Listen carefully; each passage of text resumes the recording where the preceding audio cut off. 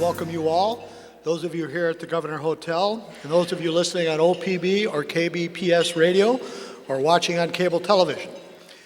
Thank you for joining us for this week's Friday Forum on this, the 1st of May, 2009. Today we will hear from a special panel who will discuss the role of bicycles as a lifestyle choice, an urban planning opportunity, and an economic force here in Portland and the region. We are also pleased to have with us today 18 local bike builders whose handmade, one-of-a-kind bicycles grace the side of our room here at the Governor Hotel. And to get started, let's all give these Portland artisans a warm welcome. Thank you for being here.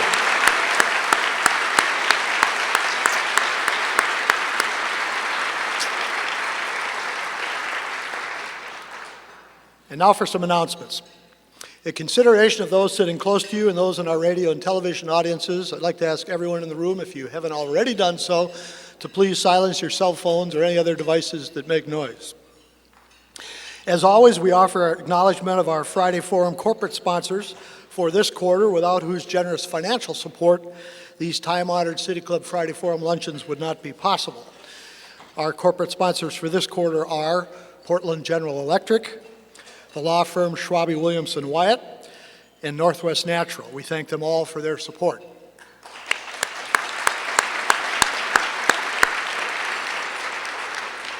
And if your company or firm would like to be a sponsor of City Club's Friday Forums or of our nationally recognized citizen-driven research program, please contact City Club staff at the back of the room or call the club office. Now, I normally don't introduce visiting dignitaries and guests in particular, because we're all special here at City Club, but on this particular day when we are talking about bicycles, I think I would be remiss if I didn't introduce someone who you can't really think about this subject in Portland without acknowledging his role in history, and that's the representative of the 3rd Congressional District from the state of Oregon, Congressman Earl Blumenauer. Earl? Yeah.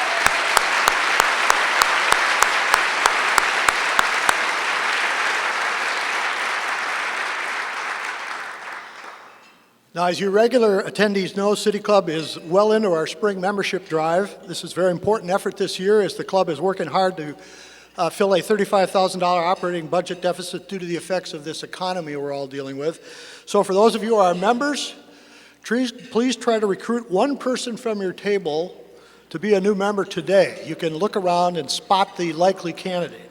And for those of you who are not members, we welcome you as guests, and we really do encourage you to consider becoming a member of City Club, and to do so today. During this membership drive, the club is waiving its one-time $25 registration fee. As such, a regular membership is a flat $165 per year, and for those of you who are younger or older or a student, the cost is half of that at $82.50 per year. And when any member recruits another person to become a member, both will receive a voucher for a free Friday Forum luncheon of their choice. And finally, the member who recruits the most new members will receive a dinner for two at the new Nel Centro restaurant opening at the Hotel Madeira in downtown Portland later this month. Membership forms are available at the back of the room, or you can join online or by calling the club's office.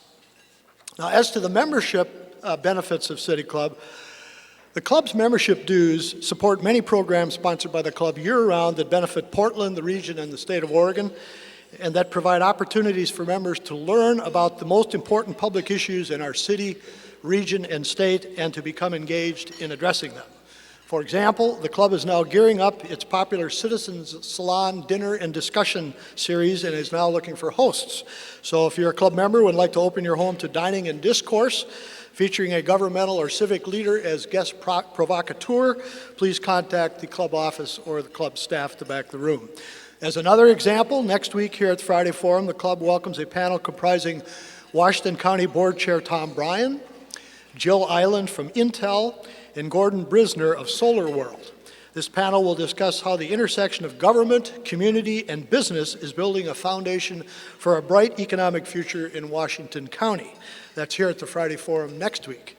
And then on the following Friday, May 15th, Oregon Governor Ted Kulongoski will speak here at what we expect to be a sold-out Friday Forum, giving us his views on the current realities and outlook for Oregon's economy and the state government budget as the 2009 legislative session nears its midpoint.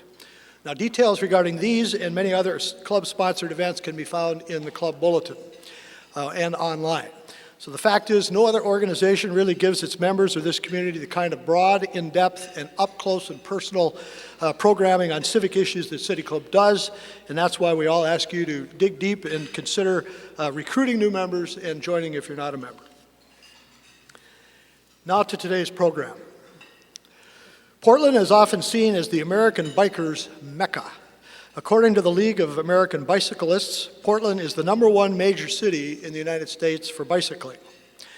On any given day in Portland, you might see parents and children riding along city-designated bike boulevards and hauling their shopping home on cargo bikes, or racers suited up in spandex and riding 50 miles through the West Hills, or adult-sized people on kids' bikes bombing from the Oregon Zoo to downtown Portland.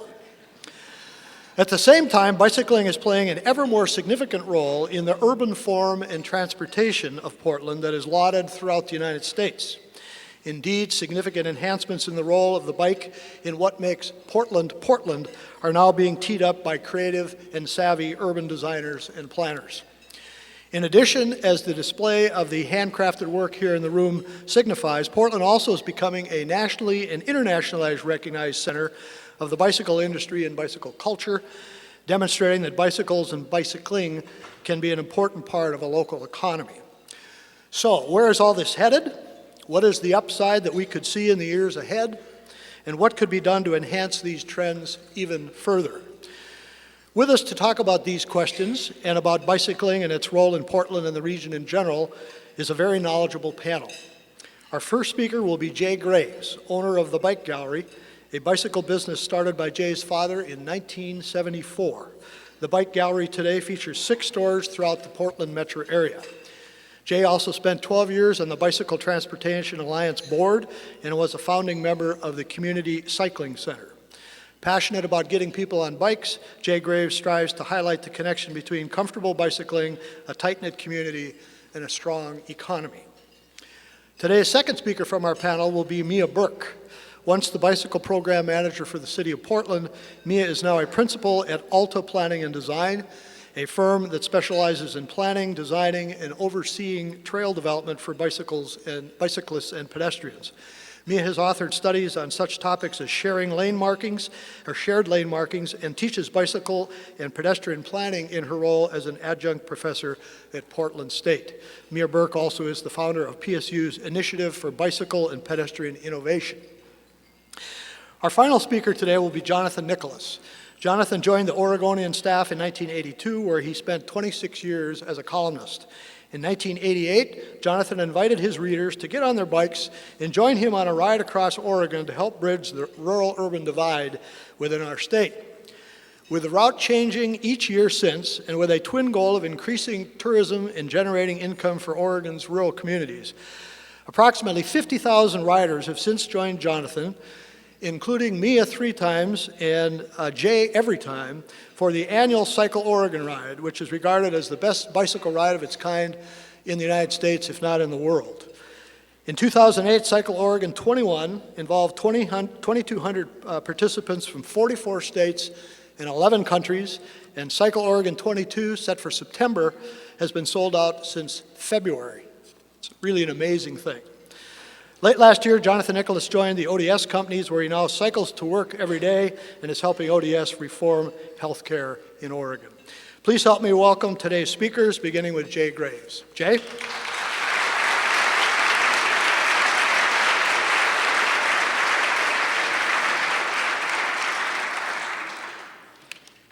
Thank you, Jim, for the kind introduction. It's great to be here with all of you. First, let me outline for you my vision for cycling in Portland. I want Portland to be the Amsterdam of America. Now, when I say that, I'm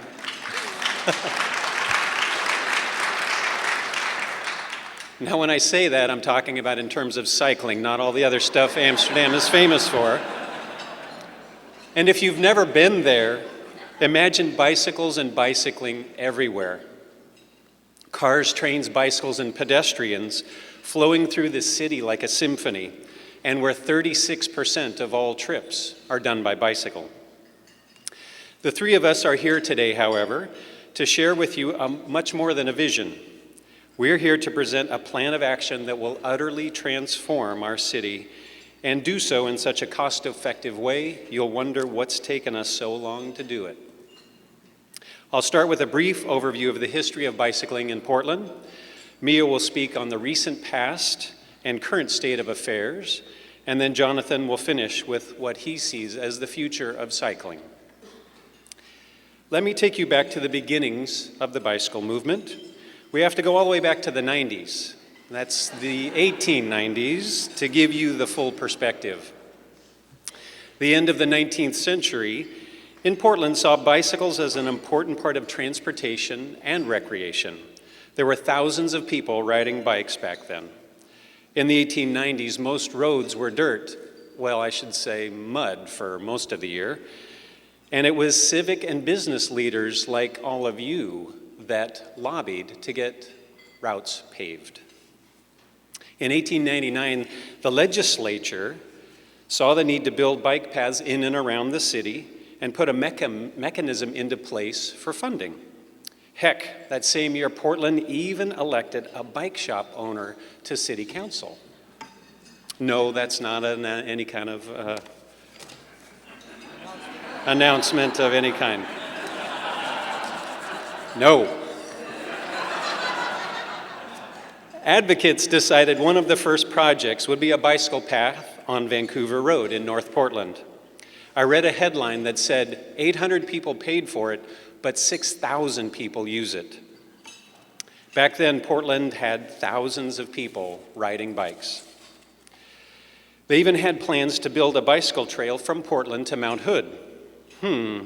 Sounds just like what we're doing today with the Springwater Corridor.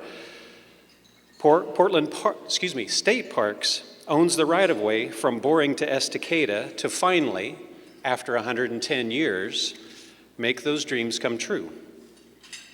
Then in the early 1900s, tragedy struck.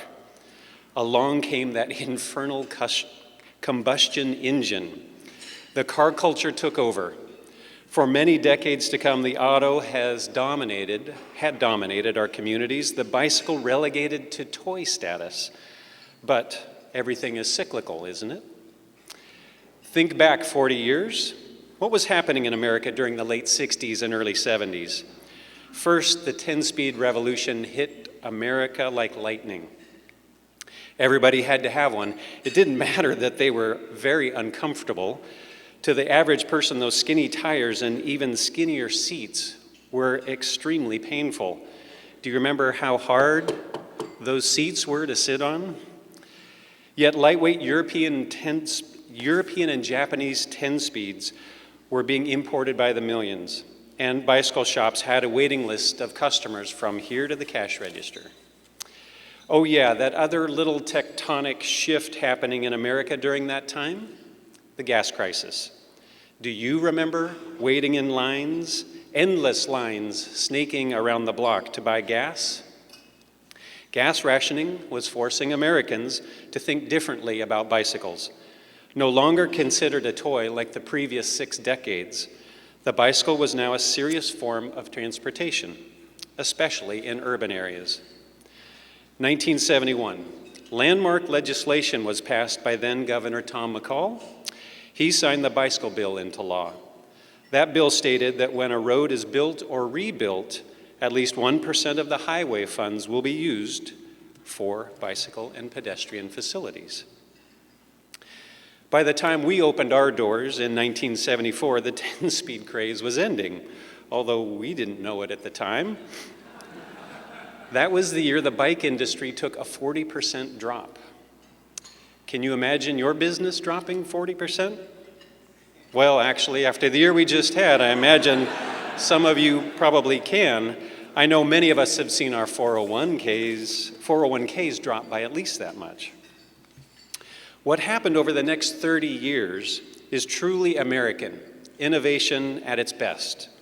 In the mid-1970s, BMX bikes were invented in Southern California, and about 10 years later, mountain bikes were invented in Northern California.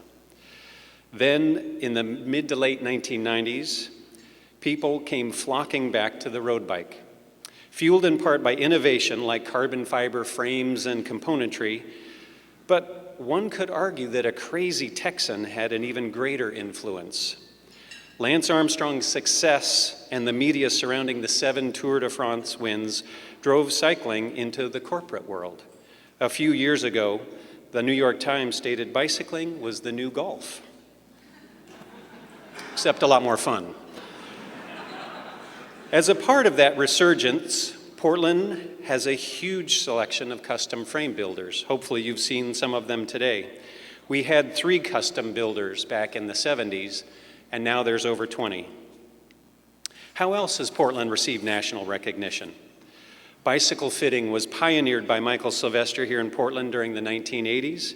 Now he travels around the country teaching bike shops how to fit customers to their bikes for maximum comfort and speed. Brett Fleming, a local mechanic, also travels around the country teaching bike shops how to make their service departments more organized and professional. The city of Portland is recognized nationally for its bicycle facilities. They lead the country in the use of bicycle boulevards, cycle tracks, and bike boxes. And the bike culture in Portland, I don't have enough time to go into all the crazy things that happen on bikes in Portland. Now, in Portland, the last few years, we have seen a tremendous increase in people wanting to use the bicycle as transportation. And for good reason: high gas prices, congestion, climate change, and our increasing awareness of the growing obesity crisis and a need for healthier lifestyles. Last year, with gas hovering at $4 a gallon, bicycle stores nationwide saw a huge influx of customers dragging their parents' 30-year-old 10-speeds out of the garage to be repaired. But I'm getting ahead of myself. 1988 saw Jonathan Nicholas, a columnist for the Oregonian, take his readers through the back roads of Oregon, and now, 20 years later, we have millions of dollars spent in those rural communities because of one man's vision. Around this time, Portland elected a city commissioner by the name of Earl Blumenauer. Earl ran the transportation department. He had a crazy idea called livable communities. What the heck are those? Well, bicycles and streetcars were part of the solution to creating a vibrant city where people would actually love to live. 1991 was a pivotal year when a ragtag band of cycling advocates formed the Bicycle Transportation Alliance. Their fearless leader, Rex Burkholder, that's Metro Councilor Burkholder now. Over the years, BTA has inspired thousands to join their ranks by being the voice of cyclists around the state. Their big victory in the early years was suing the city. In '93, the city was rebuilding roads around the Memorial Coliseum, and they weren't going to put in bicycle lanes. So the BTA sued the city, and they won. They put Portland and all other cities around the state on notice that the bicycle bill does in fact matter. Shortly after the BTA formed, another nationally recognized nonprofit got started, the Community Cycling Center. Their first location over in Northeast Alberta Street started serving low-income, at-risk youth, teaching them about bicycles and bicycling skills. Over the last 15 years, they have helped more than 10,000 people become safer bicyclists. By the mid-1990s, all the pieces were falling into place. A seismic shift in the way Portland was thinking about its livability was underway. All that was needed now was for a movement to find a champion. It found one in Mia Burke.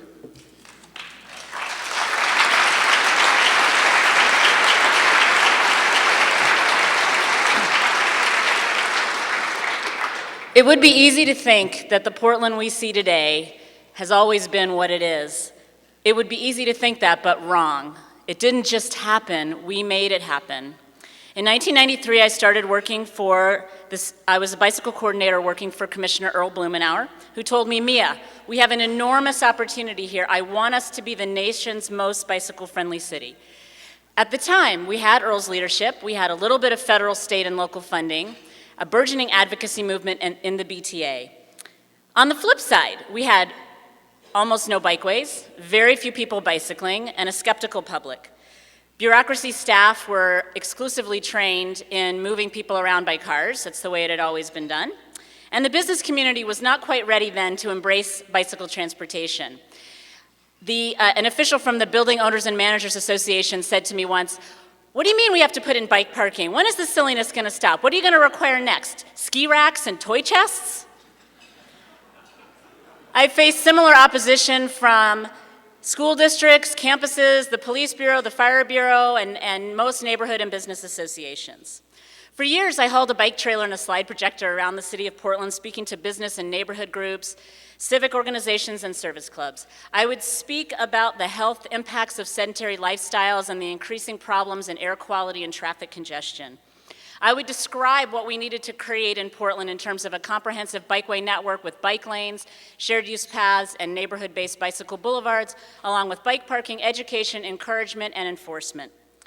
Although most folks at these meetings thought I was an alien sort of dropped in from outer space, there was always a few that would talk to me at the end, and maybe their doctor had told them they needed to get more exercise, or some of them had a nostalgic memory of biking as a child and wanted their children to have a safe place to bike.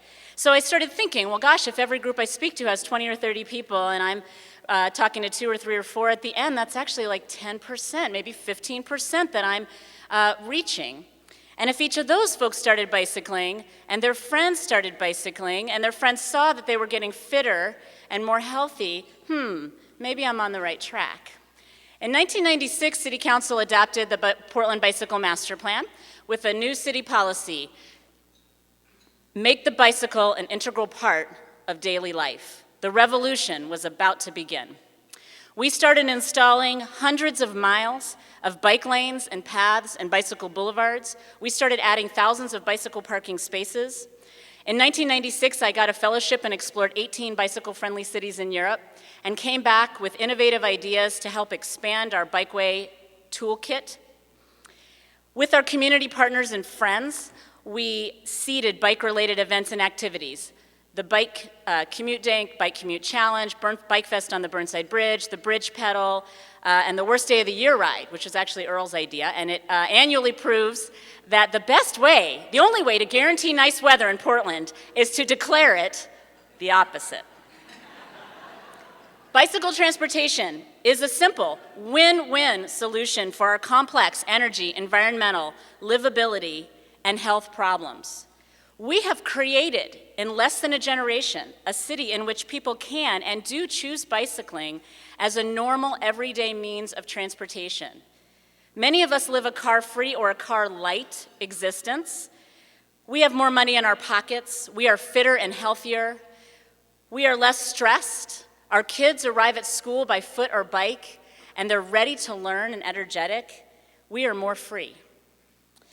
As of 2008, 5 to 8% of Portland commute trips are bicycle trips, up from 1% 15 years ago.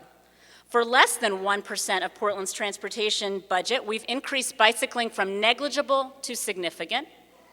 For the cost of about a mile of freeway, about $50 million, we've built a network of 275 miles of bikeways. That's one heck of a bang for your buck investment.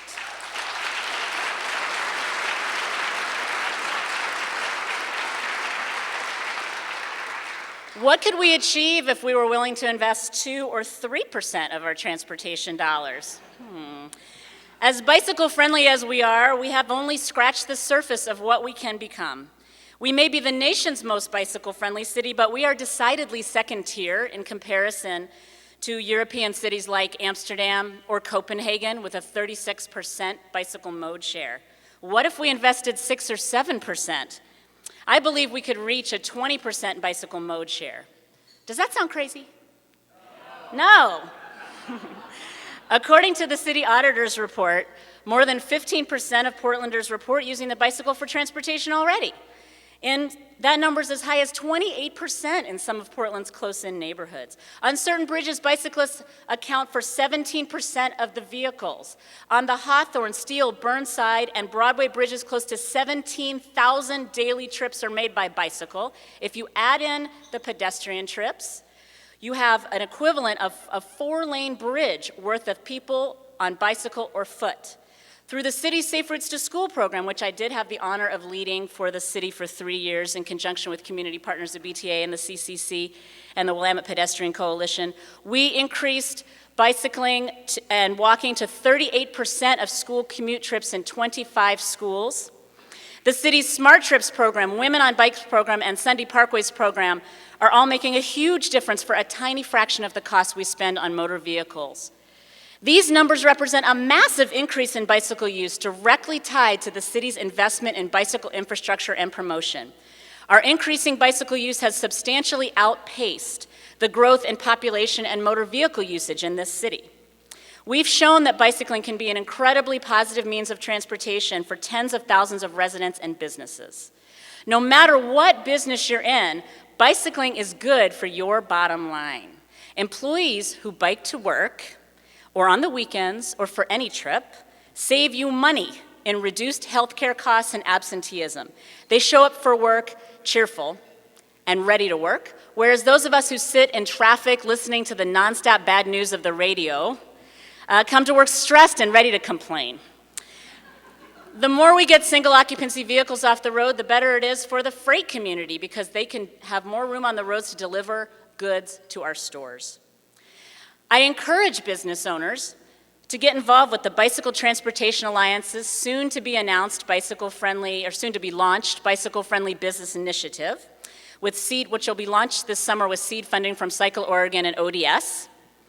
Jay and Jonathan and I have all been working closely with the BTA to craft this project, which will engage more businesses in realizing the benefits that can come to them through bicycle transportation. And I applaud the mayor's announcement yesterday about a new cycle track on Southwest Broadway by Portland State and a $500,000 dedicated capital fund for affordable transportation. It's a good start.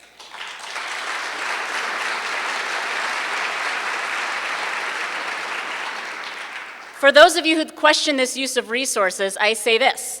We have invested billions of dollars in a transportation system, and it is our responsibility to use every bit of it that we can as wisely as we can. It would be irresponsible not to invest money in bicycle transportation.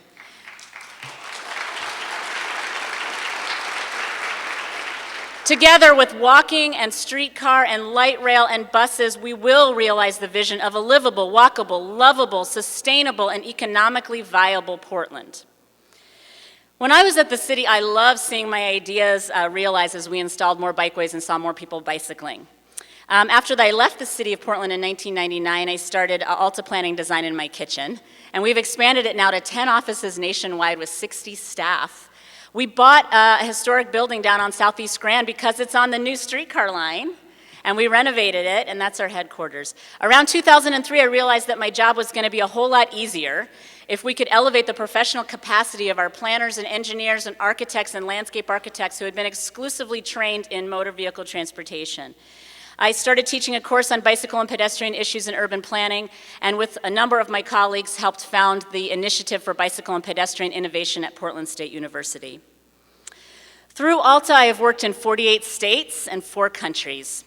We have implemented more than 5,000 miles of bikeways and walkways, and touched more than 1,000 communities. Even better still, we have enhanced the health and lives of millions of people. So it's not just Portland realizing the win-win benefits of bicycle transportation. This fabulous virus is spreading all throughout North America, from up here in the green Northwest to the Cascade foothills, to the California suburbs, to the beaches, the plains, large cities, small towns, the exurbs, and the heartland of rural America. We've been finding ways to make communities more human, more healthy, and more splendid. This is the essential message of my forthcoming memoir, Joyride, One Woman's Journey to Empower People and Transform Communities. Everywhere I go, I see, smell, taste, hear, and feel hope for a more sustainable future. It's a joyride, indeed. Now, it used to be when I would be home for the holidays in my hometown of Dallas, Texas, in the heart of car culture, USA, my parents would corner me at a party, my parents' friends, and they would be totally baffled by my career. They'd be like, so you're doing something with bicycles. Now, what is that exactly? Is that like Greenpeace? Are you like tree hugging? Did you have to blow up that boat? What was that about? And my stepfather, Tommy Thompson, who's a good old boy native of the oil rig land of East Texas, he used to love to get my goat with choice but affectionate words like, why, Mia, you're just an uppity young flamethrower, aren't ya? This environmental crap is for y'all hippies. You just don't understand the real world. Now, last November, I was home for Thanksgiving, and my stepfather says, come here, come see what I got in my garage. And hanging on this hook in there is a beautiful Marin road bike. And not only that, he had bought a bike for me and a helmet so I could ride with him around his suburban subdivision in circles. And he said, Mia, you know, I used to think you were crazy, another crazy Texan. Now I think you were just ahead of your time. You were right then, and you're right now. Let's ride.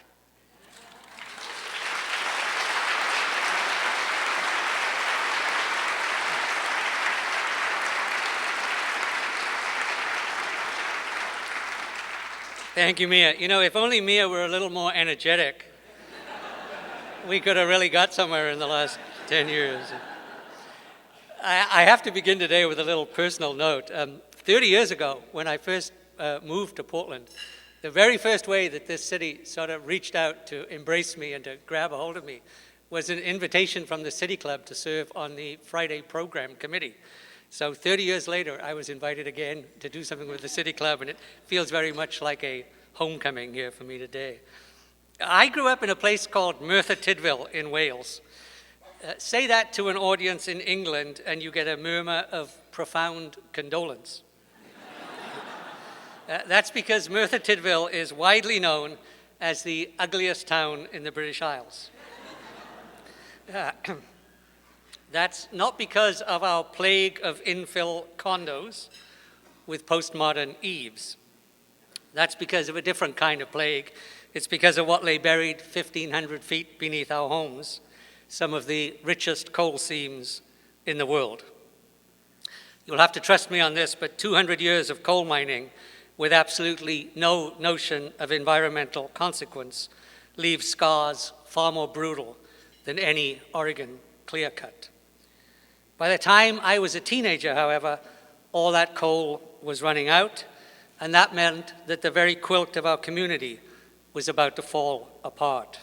It wasn't just economic dislocation that followed in the valleys of Wales, it was utter social collapse. Massive unemployment, rampant rates of divorce, battered women, teenage pregnancies, drug abuse, alcoholism, abandoned kids. If it sounds a little like I grew up in a Dickens novel, I did grow up in a Dickens novel. And that was what led me to Cycle Oregon. In the 1980s, as a rookie columnist here at the Oregonian, I rushed at the opportunity to roam through rural Oregon. I grew up, you see, on Hopalong Cassidy and the Cisco Kid. So to me, Baker City looked far more inviting than Paris or Rome. And as I wandered from Baker to Burns and from Seneca to Sweet Home, what I found was timber towns, scores of them, where the economic foundation was about to collapse. And I knew exactly what would follow. And so with a handful of Portland pals, including Jay here, that year we hatched a plan, a very small plan, to help some of those towns. When we started Cycle Oregon, I didn't even own a bicycle. I hadn't ridden a bicycle for more than 30 years. Jay pretty quickly took care of that. For me, Cycle Oregon then wasn't about the bike. Cycle Oregon was about the people in need, the people I saw in rural Oregon who had absolutely no access to capital. It was all about transferring some wealth. It was about taking some people from Beaverton and having them buy some beer in Burns. In building that bicycle bridge from urban to rural Oregon, we hoped we might give the communities of rural Oregon a chance to survive. And here we are more than 20 years later, and I'm still saying it's not about the bike. Yes, I'm still engaged with my original partner, Jay, the Pied Piper of Portland pedaling. But for me, I still don't really care about bicycling. The only thing I really care about is what bikes can bring. So late last year, I ended a 26-year career at the Oregonian. I did so not because newspapers are dying. I don't think newspapers are dying at all. Their platform is changing, but not their purpose. I changed jobs because I wanted to do something other than just write about what I think is the great threat now facing our country. It's no secret to any of us that we exist now in a profoundly sick society. Countless millions of us are all but addicted to prescription drugs that our grandparents would have considered science fiction. And the vast majority of those maladies are simply self-inflicted by drinking, by smoking, by overeating, and mostly, of course, by being sedentary. Lashed as we are to our lazy boys, we're locked in a downward spiral of dependence that this country can simply no longer afford. We currently spend $2 trillion on health care every year, yet nearly 45 million Americans, more than 9 million American children, lack health insurance. And meanwhile, our health insurance premiums continue to rise far faster than our wages, for those who still have wages. These staggering costs do more than cripple our pocketbooks. They stifle business growth and they inhibit job creation. And all of this is unfurling against a backdrop of grocery store aisles stuffed with diet dog food and magazines merrily touting the benefits of stomach stapling. The solution for all of this is not more health care. The solution is less health care, much less. Understand, please, what we're talking about here today is not the need for a spandex revolution. The last thing our city needs is more middle-aged men wearing tight pants.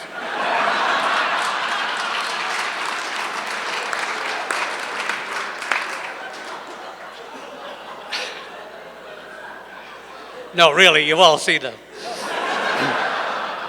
What we need is not a spandex revolution. What we need is a lifestyle revolution. You're going to be hearing a lot more soon about a new concept called active transportation. It's a multi-pronged assault on everything from congestion and climate change to air quality and obesity. Active transportation may sound obtuse. It's really nothing more than an integrated matrix within which people can comfortably do something as old-fashioned as walk and ride, as take their bikes or mass transit to everywhere that they work and they play.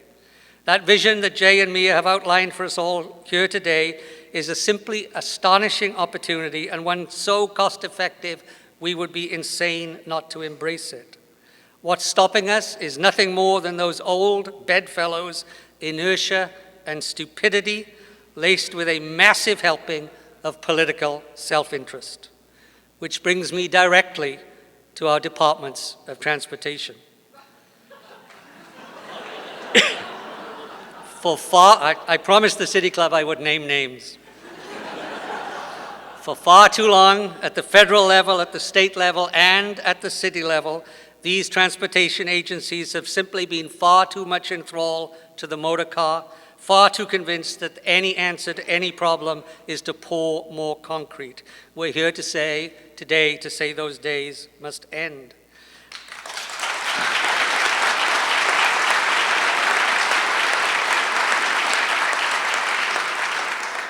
Let me be absolutely clear here. We're not anti-car. We each, the three of us, own cars. We use them. We love them for all the things that they do so well. But we use them judiciously. Judicious use of an automobile does not involve taking it to Burger King to get a double Whopper with extra cheese. What exactly, though, is an active transportation corridor? Well, imagine a 4-mile trail right there along the Banfield Freeway connecting East Portland to the East Bank Esplanade. Imagine all the way from Gateway to the Rose Garden, feeder routes through our neighborhoods, funneling walkers and cyclists. Imagine the tens of thousands who would use such a corridor daily, freeing so much of the adjacent motorized transportation corridor, the old-fashioned freeway, freeing it for freight and other essential services. But it's not just a single trail here or a greenway there. What we're advocating here today is nothing less than the retrofitting of our entire urban environment, including taking back sections of our most valuable civic assets, our public rights of way, and repurposing them. Yes, it's nice to have a bike track by Portland State University, but what we want is from Northeast Broadway, from Northeast 33rd Avenue, all the way to Portland State, taking back an entire lane of traffic, taking it away and using it for a higher and a healthier purpose.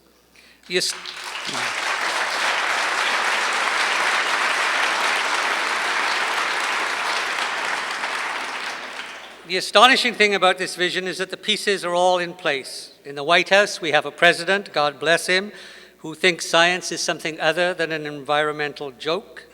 In Congress, we have committee chairmen who understand the role in leveraging transportation investments to enhance public health. And here in our region, we have an astonishing array of talent: Royce Pollard in Vancouver, Lynn Peterson in Clackamas County, Dick Schouten in Washington County, Ted Wheeler in Multnomah County, David Bragdon at Metro. This is astonishing lineup of political talent to get us where we need to go. All the pieces, we're convinced, are in place for Portland to lead as a model for the sustainable city for the 21st century.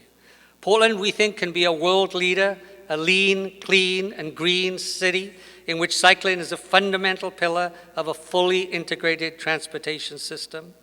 It will not happen as a result of geography or climate or historical happenstance. It will happen only if we here today agree to plan carefully and to fully fund this path. If we do it right, then very soon people in Portland will be making more than a quarter of all their trips by bicycle. Our neighborhoods will be a dynamic mosaic of mixed-use communities where people of all ages can work and learn and buy and sell and play and pray, all within easy pedaling distance of their homes. And all our citizens will be so fit and so healthy that employers will be clamoring to locate here. The challenge we lay before you today is indeed considerable, but so too, surely we all know, is our responsibility. It falls to us now simply to honor this remarkable corner of our planet, to craft a city worthy of its surroundings, to nurture our neighbors, and to nourish these places that we are blessed to share and call home. Thank you.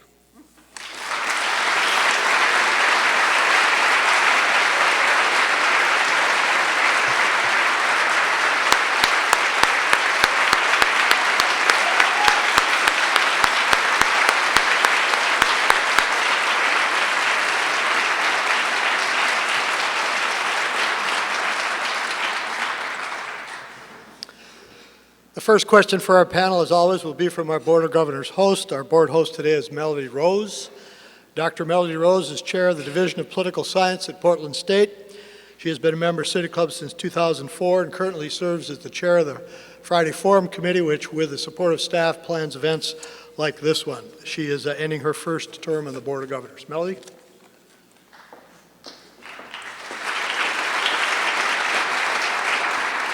Thank you.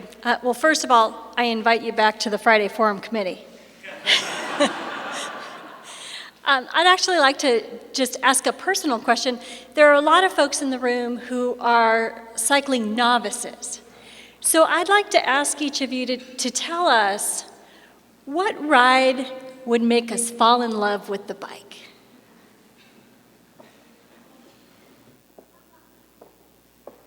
My top choice, I think, would have to be the East Side Esplanade from the Steel Bridge down to Selwood. And the only problem with that is if you do it on a sunny summer weekend, there's too many people there, and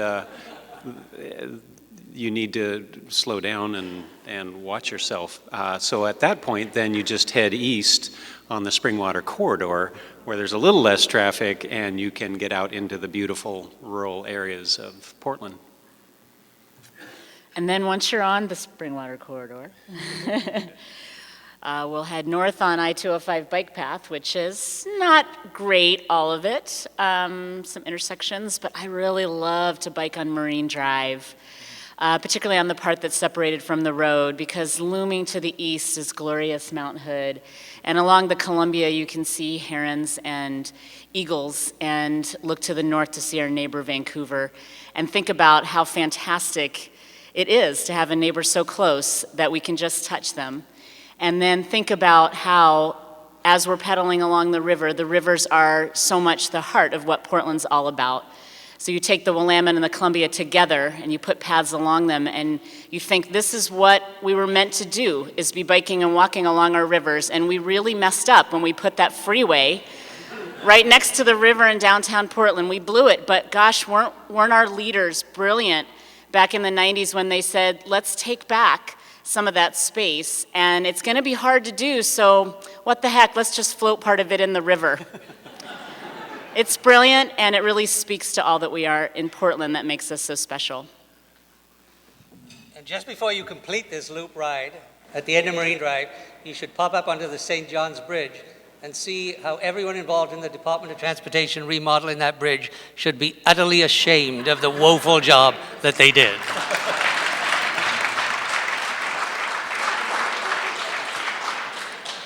We will now take questions from the floor. Asking questions at Friday forums is a privilege of City Club membership, so when you ask your question, please identify yourself as a City Club member. Please limit your question to 30 seconds or less, have it end in a question mark.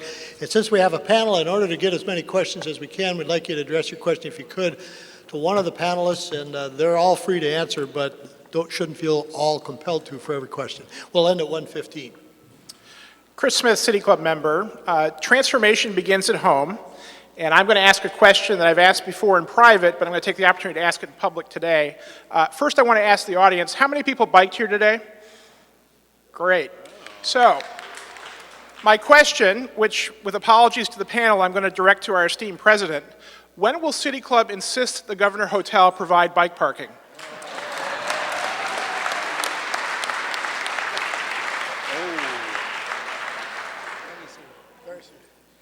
Very soon. Greg Raisman, City Club member and admirer of Chris Smith, the Advocacy Committee former chair, I think. But anyway, my question is for Mia. Portland, like a lot of cities that have a lot of bicycles and improving bicycle infrastructure, are benefiting from vastly improving traffic safety. Our traffic fatalities have gone down 3 times faster than the state as a whole over the last decade, and especially motor vehicle occupants. We've seen a 3-fold reduction in the number of people that have died in motor vehicles as our city has become safer for people to walk and bike. That's a massive economic benefit as well as lots of other benefits. And I'm curious, I know you've done a lot of look at economic benefit of cycling. If you could tell us a little bit more about what is the economic benefit of cycling for our community? Thank you, Greg. Well, I think Jonathan outlined some of it, which is about healthcare. That's a huge part of it. And I think that the benefits are enormous at many, many levels. There's, first of all, the direct economic benefits to bicycling in Portland of having a growing bicycle-related industry, as evidenced by our 18 bike builders here today. We have grown in Portland $100 million annual bike-related industry that have about 1,500 local, green, sustainable jobs. In the 4 areas are retail, sales, and service that Jay's shop and others represent. Then there's manufacturing of frames and components. Then there's professional services like my company and just about 20 or 30 different entrepreneurs doing things from pedicabs to lawyers to soup cycle to messengers to all kinds of stuff. And then there's the tourism and riding industry, which is truly phenomenal. There are 4,000 annual bicycle-related rides, races, tours, and events in Portland. 4,000, I kid you not. We actually added this up. I just went online and counted up all the calendars that were published online. And that is an average of 11 or 12 a day.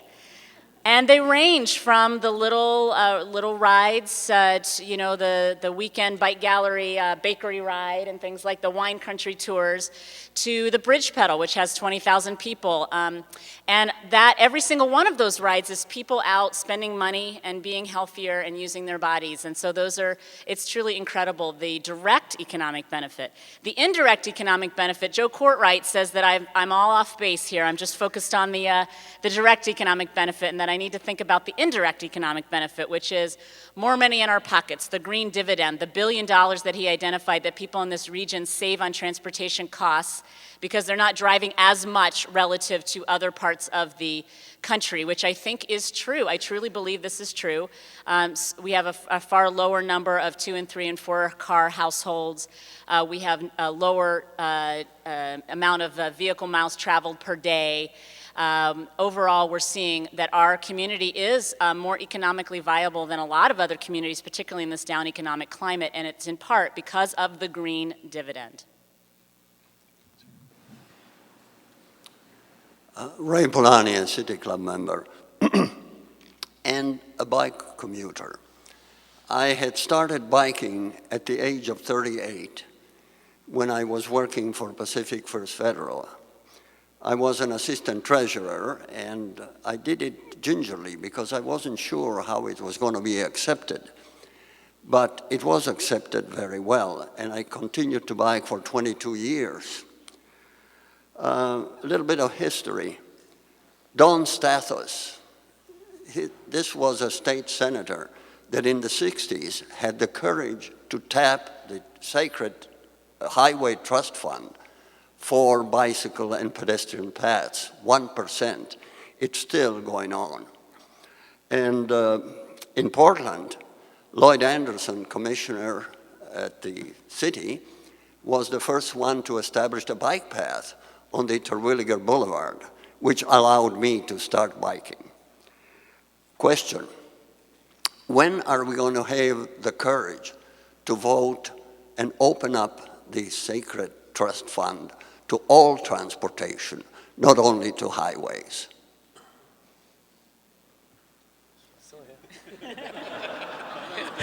Not soon enough. We hope very soon. Yeah, clearly it's long overdue, and I mean, we're absolutely behind Ray on all of that. Kurt Webering, member. The region's about to make some important decisions about the I-205 bridge crossing. And the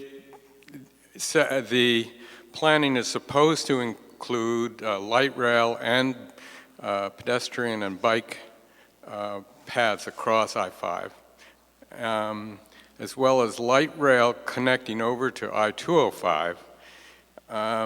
But as far as I know, not much planning about bike trails and light rail, except for 2 small spurs in Washington. When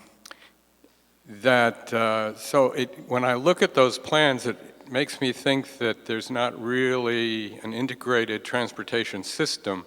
It's sort of an excuse to just rebuild the I-205, I-5 bridge. So my question is there something going on about this planning that's much more integrated and has more bike and pedestrian transportation planning than I'm aware of? Well, I think the answer is that it's not nearly as integrated enough, certainly as the 3 of us up here would hope. Many people in the community have all sorts of concerns, of course, about the new I-5 bridge and whether it is even close to appropriate for the needs of this community in the decades to come. But the point I think that the speaker is making is a critical one. That the most important aspect of this whole network is those connections. And so that's the most important thing we're doing at the moment is filling in those missing pieces. There's all kinds of interesting work going on in all kinds of ways across the region. People in Portland sometimes get very proud of the East Bank Esplanade and think that the city of the Portland is the only one in this game. But if you go out on the west side and ride Fano Creek, or if you go over the bridge into Vancouver, you'll see some really terrific work being done there. And there's also some out on the east side, and Lynn Peterson's leading some really dynamic work in Clackamas County. And the sooner that we can get all these pieces connected, the sooner you're going to see this entire active transportation network really come into play. And that's why the extra investment that we're calling for at the moment is just leveraging so effectively much of the investment that we've already made. Richard Ross, club member, and my question is for Jonathan. I really like your comments about reclaiming parts of the public spaces that are in our street systems for more public uses. And you may be aware, and club members may be aware, that the City of New York is doing this. in many parts of that city, they are reclaiming streets for public parks and plazas and all kinds of things, and they have a city transportation vision and strategic plan that supports that. How does Portland get to that place that you talked about? Well, Mia and I have actually been trying to recruit the head of the Manhattan Department of Transportation to move to Portland. That'd be a really nice first step. Yeah, if any of you have not seen any of those videos yet, pop onto YouTube and take a look at the way Manhattan is reinventing itself, repurposing much of the public space, literally just going out overnight and putting street furniture where a lane of traffic used to be. And the people are just pouring out of the buildings and occupying that street space every day. It's just a wonderful sight to see. We might be a few weeks away from doing that on Southwest Broadway, but when the weather turns good, we might have to do exactly that. So. Hi, I'm Amy Harris. Excuse me. I'm Amy Harris. I'm a City Club member. Thank you all very much for being here, and thank you to our bike makers for being here as well. I'm a biker and also a pedestrian and a driver, and I've found that there is a lot of conflict sometimes between these groups, whether it's a biker getting angry at a driver or a driver getting angry at a biker. What can we do to increase understanding and decrease conflicts between everyone who's trying to share the roadway? That's a big issue, and I think education is a big part of that. Knowing what we do with all these new facilities is a huge issue. The bike boxes, for instance, are a great example of something that just popped up on the streets, and how many drivers know exactly what you're supposed to do around a bike box, or the bike lanes. The bike lanes, I'm not completely sure if I can drive my car into the bike lane or if I have to wait till the corner to turn. I should know, but I don't know. And so there's a lot of talk about increasing the amount of education that happens when you take your driving test, but that only addresses the people who are driving, not the people who are riding bikes. And the bike safety education groups that are happening through all of our middle schools is helping to teach our younger kids, but what about all of us? So I think there's a lot of room for improvement. There's a lot of conversations around how to make that happen. And I will say that where I ride mostly, I've seen a tremendous amount of respect given. The more media we have around some of the casualties and the unfortunate fatalities, the more media that comes out, the more careful drivers are. And I hope it only increases in awareness and education. Can I just add on to that? First of all, things have changed a lot. Those of you that have been cycling in Portland for a long time have probably noticed that the tension out there has actually gone way, way down as more and more motorists are used to and familiar with bicyclists on the road, and as more people who are motorists are also cyclists. And what I see is that it's going to take a generation in Portland to change things. It's a generational change that the younger children in our community can't understand why recycling, a society in which people don't recycle. I mean, don't you feel that way when you go visit your family in other parts of the country and you go to put your bottle somewhere and you're like, where's the recycle bin? And they go, well, just throw it in the trash. You're like, what? Why would I put a bottle in the trash? And that's the way it has to become here. It's going to take a generation, and that's why our Safe Routes to School program is so critical and is one of the best investments that we need to see our leadership really move toward comprehensive bicycle safety education in the schools, pedestrian safety education, and ongoing safety education. That means that when you go to the Netherlands, and we talk about Jay wants us to be like Amsterdam, this has to happen. Because in Amsterdam, every single driver has gone through bicycle safety training. And that's the key, is that every single driver has felt and experienced what it's like to be on a bicycle, and it makes them more courteous drivers. And the other thing is the work that the city's been doing to re-engineer our city is key. We have to get speeds down in neighborhoods. We have to, as Jonathan said, the reclaiming of our streets is going to require tremendous political leadership, truly. I mean, the Southwest Broadway cycle track is a great start, but to do what they've done in Manhattan is a whole nother level of political leadership and courage. And we, as cyclists in the community and business leaders, have to put our energy into supporting our leaders that are willing to take that kind of courageous step forward. We've run out of time. We're going to have to stop there. Please join us next week at our Friday forum about the economic future of Washington County. Please remember, as we've been saying lately, no one is allowed to leave your table until you figure out who's going to be the new City Club member, and they're escorted to the membership table. And as we close today, I'm reminded of the quote of C.E.S. Wood on the Skidmore Fountain that City Club likes to use: "Good citizens are the riches of a city." And I'd like you all to think about that as we express our appreciation to these manufacturers of these great bicycles, and to our panel, Jay Graves, Mia Burke, and Jonathan Nicholson. We are adjourned. Thank you.